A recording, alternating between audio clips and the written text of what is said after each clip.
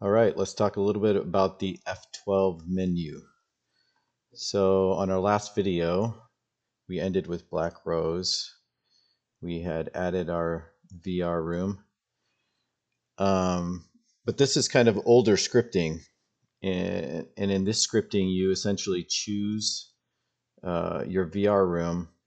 It activates all that scripting that we made last time down here, and then that's it. It runs through at one time. It turns on all the VR items in your option, and it stays that way for the rest of the game. But the newer scripting involves auto-detecting VR, and also in the F12 menu, you can cycle through different VR rooms on the fly. And so if we want to add that, that's what we'll try and do today. So a good place to start is to actually download the example table from VPW, which is on VP Universe. And if you open up the scripting, it actually has a ton of stuff. It has some video tutorials on how to add Fleep sounds and N-Fuzzy. But what it also has is some scripting that we can look at for this F12 menu. And that scripting is here at the beginning, and it's this entire part right here. So if we look at it in detail, there's a beginning to the script that we'll need to copy over. There's the end of the sub, and then these are all the selections that they've put that can be modified by the user inside that F12 menu, and all those options can be modified on the fly. So you can see they added one for volume, ball rolling sounds, ramp rolling volume. And to understand it a little more, we can look here at exactly what all these items in the array mean. So it tells us here that in the array, the first item will be the option name. So down here, if we look at volume dial, the first option in the array is mechanical volume. So that's what will appear in the F12 menu. The next item is the minimum value. So 0 in this case would be off. The maximum value is 1, which would be 100% volume. The step between the values is 0.01. So if you were to tab through in the F12 menu, that's the percentage it would go up each time you tab that. And then the default value is 0.8. And then this last one only applies if what's in the array is a percentage. So for our VR room, that will be 0. And it tells you all that up here. So the only other thing we need is on our old script here.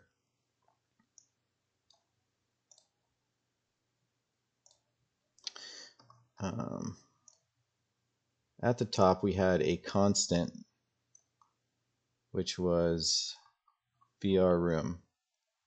We chose it once, and it stayed that way the entire time we were playing the game. So over here, what we're going to add is we're going to add a new item called VR room choice, and that's what will change as we tab through on our F12 menu. So let's take a look.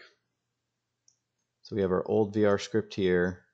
I actually have the updated F12 script of the same table here. Let's go through a little bit line by line and see what we need to change. So in our old script, we had that VR room. So what we'll change it to instead is, instead of a constant, it'll be a variable called dim, which I believe means dimension. So we'll add that, and then that will be our default value. And if we look down here, what we've added is that F12 menu option.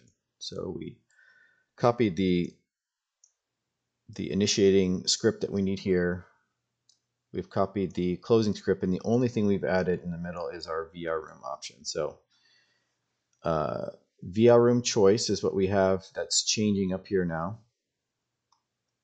As we tab through, if we go to the F12 menu, it'll give us an option for VR room, it'll give us the minimum value is 0, which is off. Maximum value is 4, which if we look at our options, 0 is off, 1 is minimal, 2 is that alternative minimal room, 3 is the ultra minimal room, and 4 is our mega. So we do have 4 options. And so that's what it's telling the array down here is we go between 0 and 4.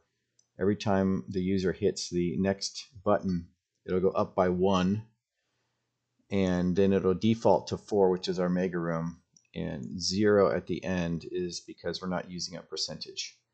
And then we can name the items in the array, so as we tab through, it'll show us what option we've chosen.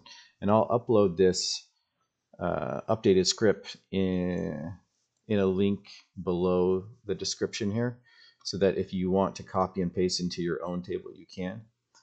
The only other thing is, as we tab through, the only thing currently that it's changing is the VR room choice up here. So it's changing that number every time we tab. So it'll go from 4 to 0 to 1 to 2 to 3, but it's actually not doing anything else. And so what we need to do is we need to tell it every time you change it to actually go to a sub down below and actually activate all our VR items that we initiated before. And so we can use everything that we did before. So all of these items that we made before, we can still use all those. We'll just have to adjust it slightly. And so let's go to our load VR room sub down below.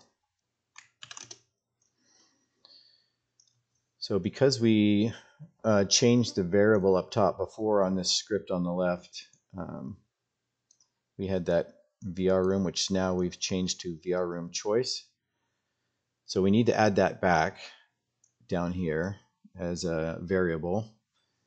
And let's see what this sub of load VR room does. So it runs from 3710 and it ends down at 3770. It has all of our VR room items that we added before.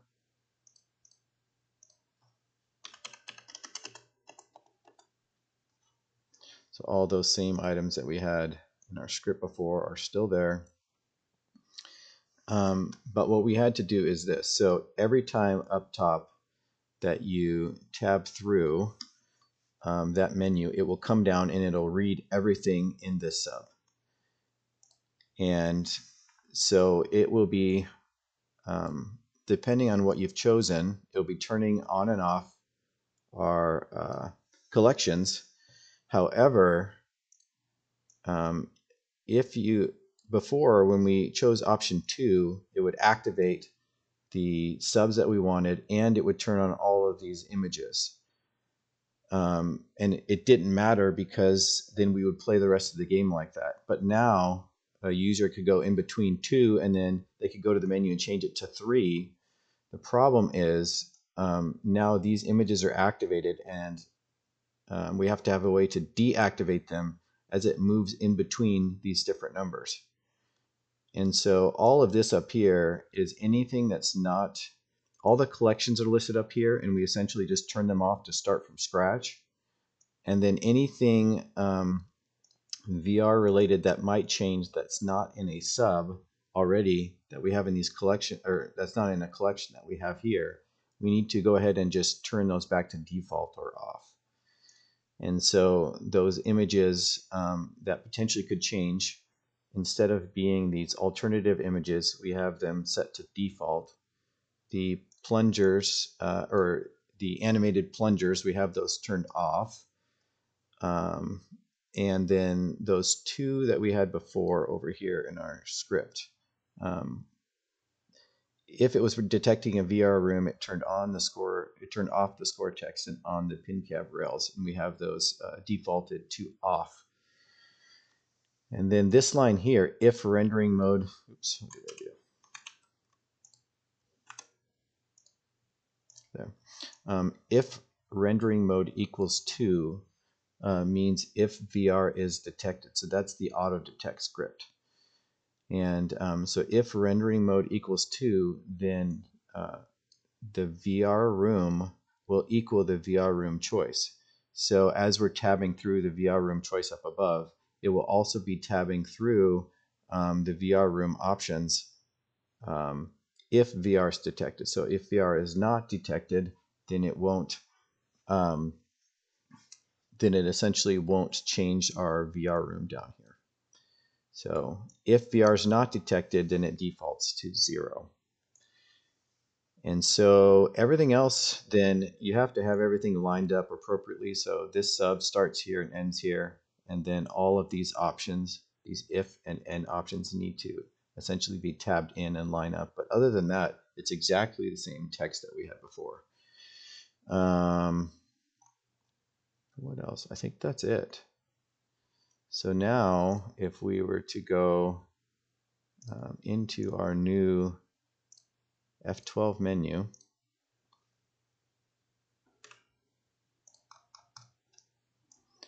I did add a sphere and a simple mega room just so we could see.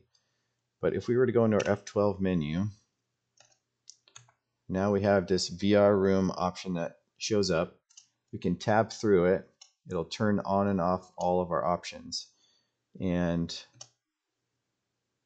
it's auto detecting VR.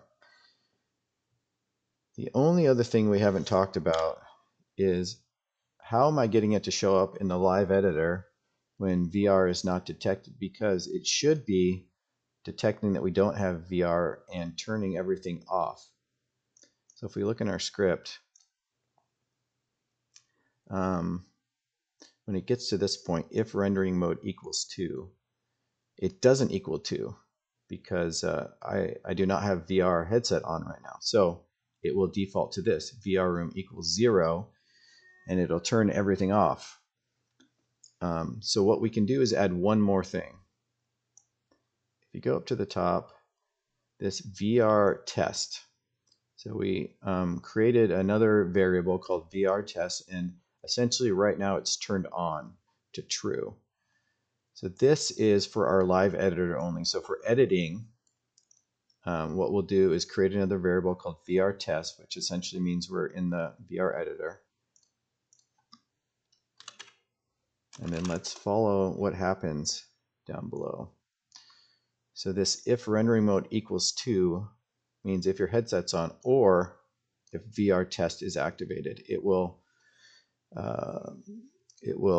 simulate exactly what you would see if you had VR on. So it's as if you have your headset on, and it'll follow the same exact pattern, and that's why it's showing up above. So that's only for editing. If so, once you decide to release your table, you turn your editing option off. And now if I go back to that F12 menu,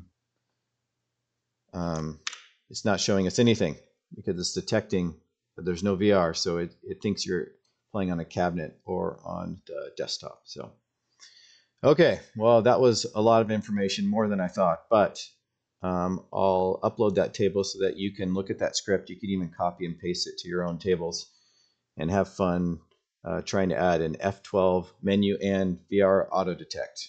All right, guys, that's it.